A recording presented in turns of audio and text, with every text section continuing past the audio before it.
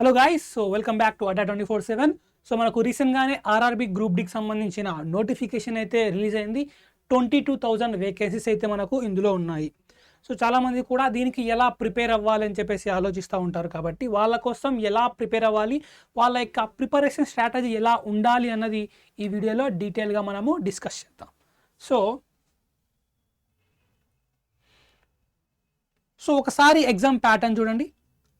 So exam pattern చూడడం మీకు general science నుంచి 25 క్వశ్చన్స్, మ్యాథ్స్ నుంచి 25 క్వశ్చన్స్, రీజనింగ్ నుంచి 30 క్వశ్చన్స్, తర్వాత ఈ జనరల్ అవేర్నెస్ కరెంట్ అఫైర్స్ నుంచి 20 క్వశ్చన్స్, ఇలా టోటల్గా 100 క్వశ్చన్స్ వస్తాయి. 100 మార్క్స్కు టైం మీకు 90 మినిట్స్ ఉంటుంది. So this is the exam pattern. ఇది మనకు ఎగ్జామ్ ప్యాటర్న్ కదా. సో ఇప్పుడు ఎగ్జామ్ ప్యాటర్న్ నాకు ఎందుకు చెప్తున్నాను సార్ అనుకోకండి. కట్ ఆఫ్ ఒకసారి మనం కట్ ఆఫ్ చూసుకుంటే ఒక 70 మార్క్స్ అలా ఉంటుంది అనమాట. Generally the cut of 70 marks.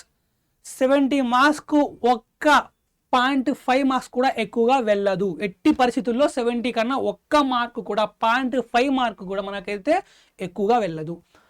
Cut off 70కి మించి వెళ్ళదు. ఇది general cut off, OC cut off. So SC ST వాళ్ళకి ఖచ్చితంగా దీనికన్నా తక్కువ ఉంటుంది.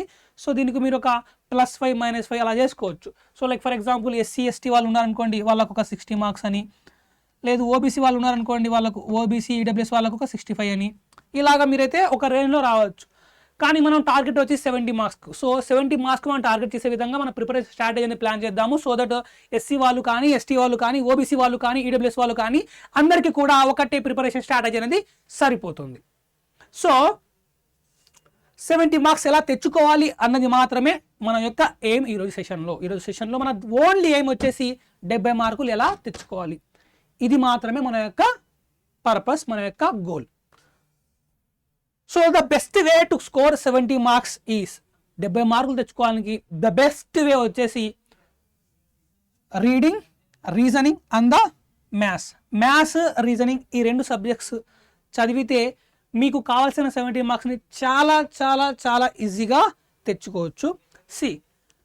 మ్యాథ్స్, రీజనింగ్ని కనుక మీరు పర్ఫెక్ట్గా ఒక 2 months ఫోకస్డ్గా, నేను కొన్ని టాపిక్స్ చెప్తాను, ఆ టాపిక్స్ని చాలా ఫోకస్డ్గా, ప్లాన్డ్గా, రెగ్యులర్గా ప్రాక్టీస్ చేస్తూ ప్రిపేర్ అవుతే రీజనింగ్ నుంచి కానీ, మ్యాథ్స్ నుంచి కానీ ఒక్క బిట్టు కూడా మిస్ అవ్వకుండా మీరైతే అటెంప్ట్ చేయగలరు.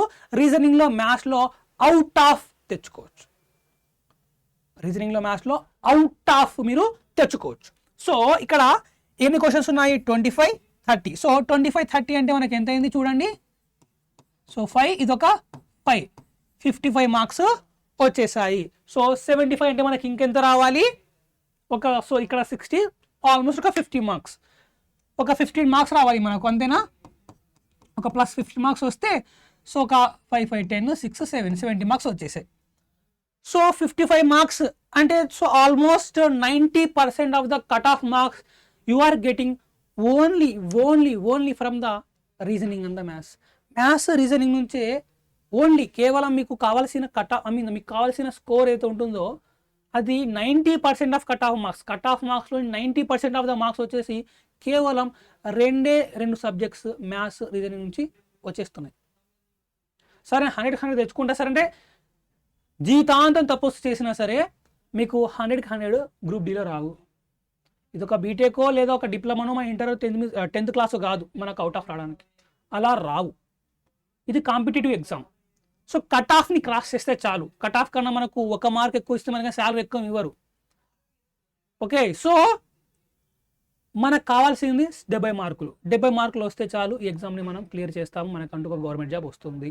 సో 70 మార్కులు ఎలా స్కోర్ చేయాలి అన్నది మాత్రమే మీరు ఫోకస్ చేయాలి. Your goal is only for the 70 marks. అంతకుమించి 1 మార్క్ మనకు అవసరం లేదు. సో 70 మార్క్స్ ఎలా తెచ్చుకోవాలి అంటే బెస్ట్ వచ్చేసి 2 సబ్జెక్ట్స్ కంప్లీట్ చేస్తారు. ఎంత?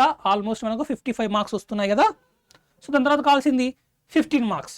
సో మరి ఈ 15 మార్క్స్ ఎక్కడ నుంచి తెచ్చుకోవాలి సార్ అంటే సైన్స్లో మనకు ఎన్ని క్వశ్చన్స్ వస్తాయి? 25 క్వశ్చన్స్ వస్తాయి.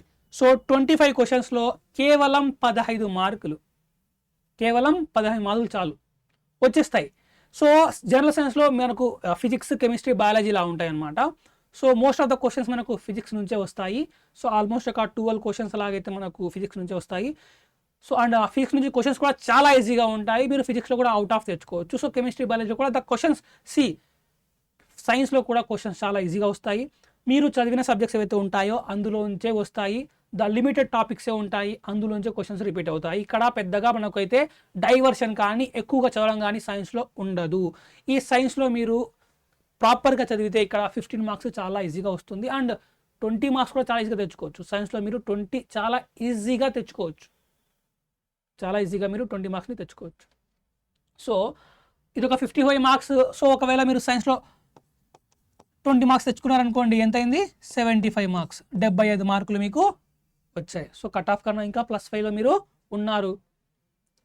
ఇంతే కాకుండా మీకు ఇంకా నార్మలైజేషన్ ఉంటుంది. సో నార్మలైజేషన్ ఒక 5 మార్క్స్ అలా యాడ్ అవుతుంది. సో 75 మార్క్స్ తెచ్చుకుంటే మీకు ఒక నార్మలైజేషన్ మార్క్స్తో పోయి 80 మార్క్స్ అలాగా వస్తుంది. సో టోటల్గా మీరు 80 మార్క్స్ దాకా తెచ్చుకోవచ్చు గ్రూప్ డీలో. If you prepare only 3 subjects, 3 సబ్జెక్ట్స్తోనే మీకు కావాల్సిన జాబ్ వచ్చేస్తుంది. సార్ మరి general awareness, current affairs sir అంటే, జనరల్ అవేర్నెస్, కరెంట్ అఫైర్స్ నుంచి ఒక్క బిట్టు మీరు టచ్ చేయకుండా కూడా ఎగ్జామ్ని క్లియర్ చేయొచ్చు. సార్ అదేంటి సార్, మీరు ఒక ఫ్యాకల్టీ అయ్యి ఉండి ఒక సబ్జెక్ట్ని వదిలేమని చెప్పేసి ఎలా చెప్తున్నాను సార్ అంటే, నేను ఇక్కడ పాలిటీ చెప్తాను. నా పాలిటీ వచ్చేసి ఈ జనరల్ అవేర్నెస్లోనే కవర్ అవుతుంది అనమాట. అయినా కూడా నేనే చెప్తున్నాను కదా ఓపెన్గా, మీరు నా పాలిటీ అంతా చదివినా కూడా అందులోంచి క్వశ్చన్ వస్తుందా రాదా అన్నది చెప్పలేము.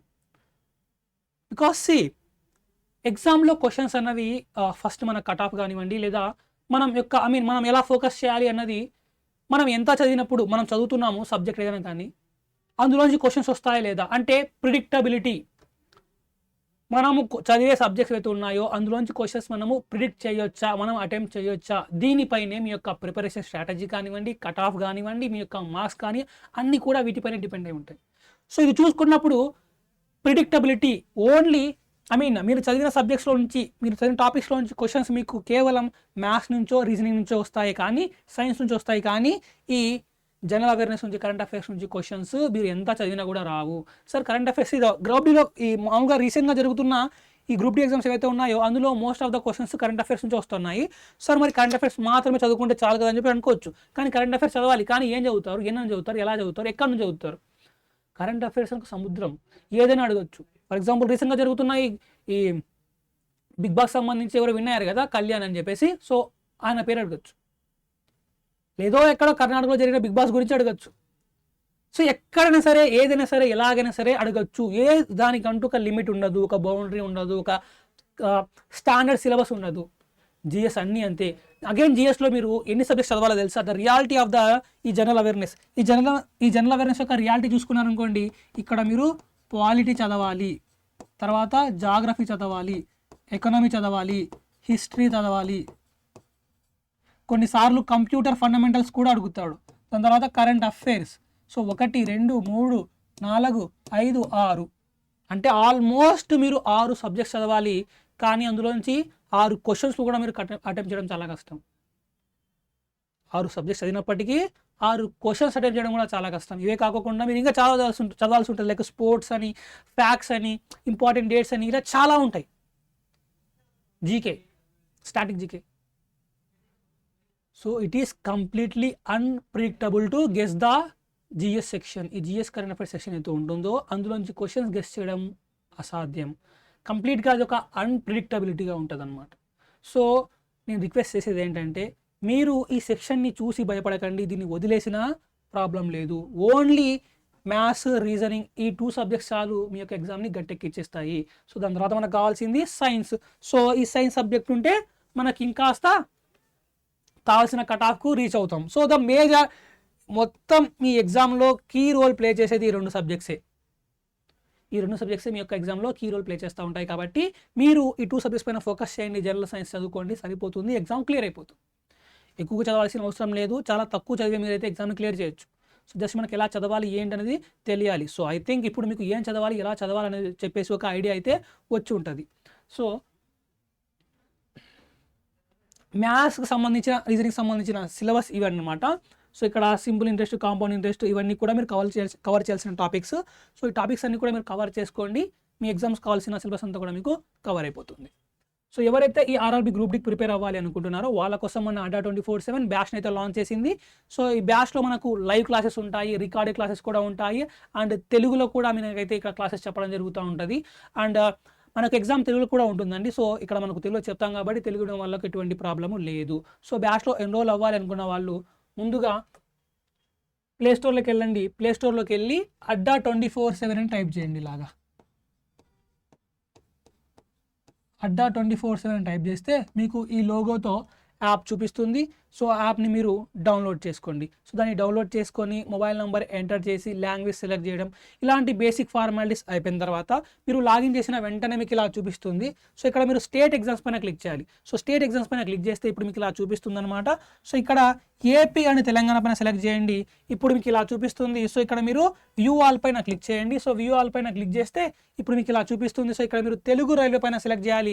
సో తెలుగు రైల్వే పైన సెలెక్ట్ చేసిన తర్వాత మీకు ఇలా చూపిస్తుంది. ఇప్పుడు రైల్వేకి సంబంధించిన బ్యాచెస్ లైక్ జేఈ బ్యాచ్ కానివ్వండి, ఎన్టీపీసీ బ్యాచ్ కానివ్వండి, ఆర్ఆర్బీ గ్రూప్ డి బ్యాచ్, ఇలా అన్ని విజిబుల్ అవుతాయి. So RRB group D batch పైన ఇలాగా క్లిక్ చేయాలి. So RRB group D batch పైన క్లిక్ చేస్తే ఇప్పుడు మనకు ఇక్కడ విజిబుల్ అవుతుంది ఇలాగా. సో ఇక్కడ మీరు మోర్ ఆఫర్స్ పైన క్లిక్ చేయండి. సో మోర్ ఆఫర్స్ పైన క్లిక్ చేస్తే ఇలా చూపిస్తుంది. ఎంటర్ కూపన్ కోడ్ అని చూపిస్తుంది. ఇక్కడ Y1030 అనే కూపన్ కోడ్ని ఎంటర్ చేసి అప్లై అని నొక్కండి. ఇప్పుడు మీకు డిస్కౌంట్ వస్తుంది. సో ఇప్పుడు మీకు డిస్కౌంట్ వస్తుంది. ఫైనల్ ప్రైస్ ఇక్కడ చూపిస్తుంది. సో ఇప్పుడు మీరు బై నౌ క్లిక్ చేసేసి ఏదో ఒక పేమెంట్ ఆప్షన్ని వాడి ఈ బ్యాచ్లో ఎన్రోల్ అవ్వచ్చు. సో ఇలాగైతే మీరు యాప్ నుంచి బ్యాచ్లో ఎన్రోల్ అవ్వాల్సి ఉంటుందన్నమాట. సో మీకు ఈ బ్యాచ్లో లెక్చరర్ నోట్స్ ఇస్తాము, టెస్ట్ సిరీస్ ఉంటాయి, ఈ బుక్స్ ఉంటాయి. అదేవిధంగా రెగ్యులర్గా మీకు ఫ్యాకల్టీ అయితే మీ యొక్క 24/7 మీకు టచ్లో ఉండి మీ యొక్క డౌట్స్ని కూడా సాల్వ్ చేస్తూ ఉంటారు. కంప్లీట్గా లైవ్ క్లాసెస్ ఉంటాయి. దాని తర్వాత ఆ లైవ్ క్లాసెస్ మీకు రికార్డింగ్ కూడా వస్తాయి. సో బ్యాచ్లో ఎవరైనా ఎన్రోల్ అవ్వాలనుకుంటే ఇలాగా ఎన్రోల్ అవ్వచ్చు. సో ఫైనల్గా మీకు ఏమైనా సరే డౌట్స్ ఉంటే, బ్యాచ్కి రిలేటెడ్ ఏమైనా సరే బ్యాచ్కి సంబంధించిన డౌట్స్ ఉంటే ఇక్కడ స్క్రీన్ మీద చూపిస్తున్న 8800680247 నెంబర్కు కాల్ చేసి మీ యొక్క డౌట్స్ని మీరైతే సాల్వ్ చేసుకోవచ్చు. దాని తర్వాత నా వీడియో నచ్చితే ప్లీజ్ నా వీడియోని లైక్ చేయండి. మీకు ఇంకా సరే ఏమైనా డౌట్స్ ఉంటే వీడియో కింద కామెంట్ సెక్షన్లో రాయండి. అండ్ నా వీడియోను మీ ఫ్రెండ్స్కు, మీ ఫ్యామిలీ మెంబర్స్కు అందరికీ షేర్ చేయండి. ముఖ్యంగా మన ఛానల్ను సబ్స్క్రైబ్ చేసుకోండి. Okay guys, see you, bye bye, all the best.